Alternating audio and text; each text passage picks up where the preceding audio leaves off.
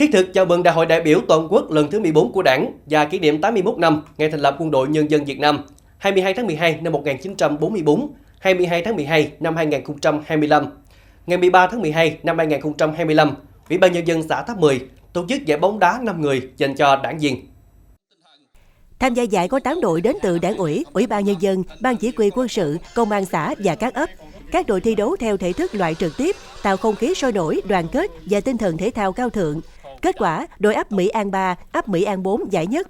Giải nhì thuộc về đội ấp Mỹ Thị A, ấp Mỹ Thị B, hai đội Đảng ủy Công an quân sự và đội ấp Mỹ Phú A, Mỹ Phú B, Mỹ Phú C đồng giải 3.